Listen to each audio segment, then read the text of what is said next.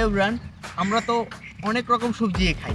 আজকে আমরা আমাদের প্রজেক্টের এমন একটি সবজি তুলবো, অনেকে সবজিটির নাম শুনলে হাসে, অনেকে এটা নিয়ে কটাক্ষ করে। আমরা তুলে ধরবো এই সবজিটির গুণাগুণ কি, এই সবজিটির দোষ গুণ সবকিছু তুলে ধরবো আপনাদের সামনে। এই সবজিটি হচ্ছে মূলা। আচ্ছা, মূলার নামটি শোনার পর কে কে হেসেছেন একটু কমেন্টে জানেন। আর আজকে আমরা মূলা সম্পর্কে এমন কিছু তথ্য জানাবো যা হয়তো আগে কখনো শুনেনি।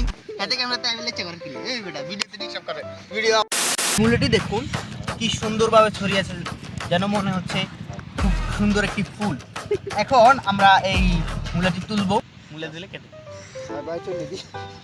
দেখা যায় খালি মুসরে তুলিলাম। আচ্ছা, তাহলে আমাদের প্রজেক্টের সভাপতি সহসভাপতি মিলে আমরা এই প্রথম মূলাটি তুলবো। আমিরে জামাত নিয়ে আমরা এই মূলাটি তুলবো।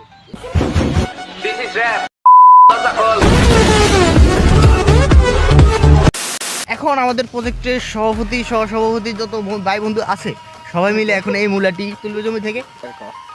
এখন আনবক্সিং করা হবে এই মূলাটা। ওপেন করো।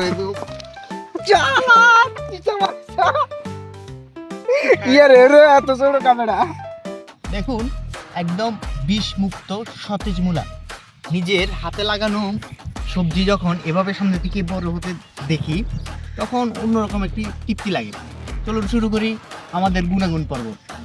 মূলাতে রয়েছে প্রচুর পরিমাণে ভিটামিন সি, যা আমাদের শরীরের রোগ প্রতিরোধ ক্ষমতা বাড়ায় এবং সাধারণ ঠান্ডা কাশি থেকে দূরে রাখে। মূলা হজম প্রক্রিয়া অনেকভাবে সাহায্য করে। এতে প্রচুর পরিমাণে ফাইবার বা আঁশ থাকে যা কোষ্ঠকাঠিন্য দূর করে। মূলা পটাশিয়ামের ভালো উৎস, যা উচ্চ রক্তচাপ কমাতে এবং হার্ট ভালো রাখতে সাহায্য করে। চাইলে এটা দিয়ে মূলা জুস বানিয়ে খেতে পারেন। এটি লিভার পাকস্থলী পরিষ্কার রাখতে দারুণ কার্যকর। জন্ডিস রোগীদের জন্য মূলা এবং মূলার পাতা অনেক উপকারী। আমরা এই মূলাটি নিলামে তুলব।